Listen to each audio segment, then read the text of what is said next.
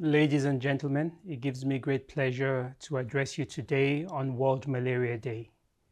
It's a day that we need to celebrate some of the progress that we've made over the years, but it's also a day where we need to reflect and reflect deeply in terms of where we're going and how do we collectively get there. 2025 is a very important year.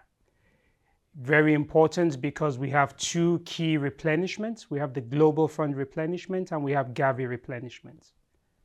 The theme for this year's World Malaria Day is Reinvest, Reimagine, and Reignite. We need to reinvest in malaria.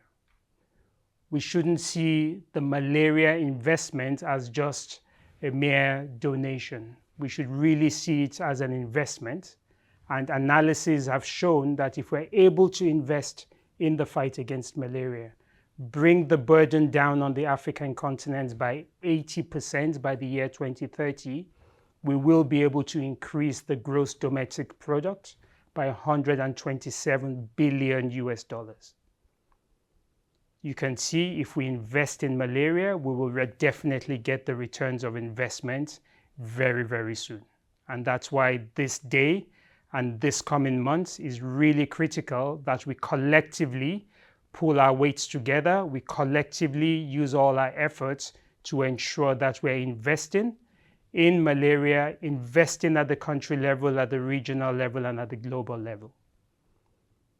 We need to reimagine a world where malaria has decreased significantly. Reimagine our strategies.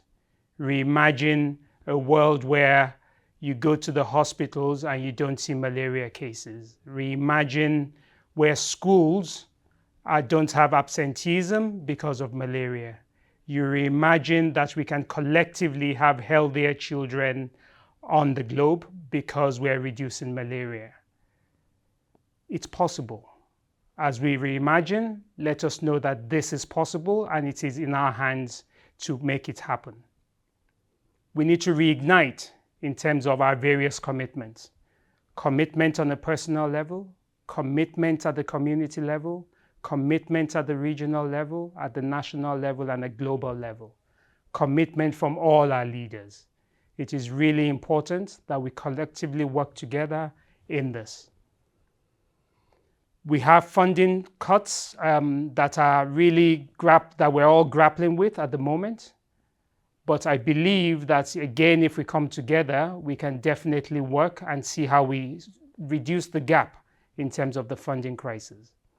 We need to see how we support health systems, how we work together in a more integrated manner. This is our chance to make a difference. So as we celebrate this World Malaria Day, let's continue to introspect.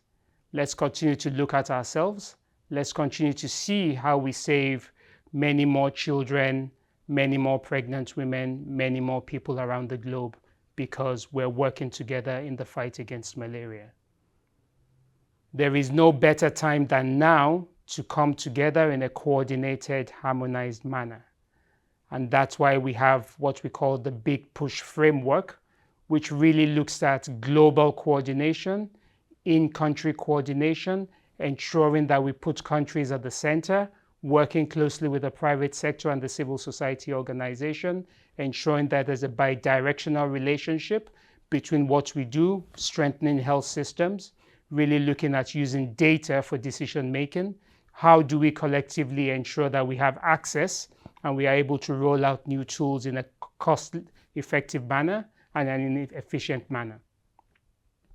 We need to collectively change the story. We need to change the narrative around malaria.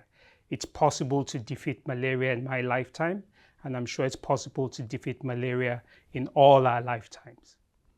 Zero malaria starts with me. Zero malaria starts with you. Zero malaria starts with all of us. Let's continue to reinvest, reimagine, and reignite in the fight against malaria. I thank you.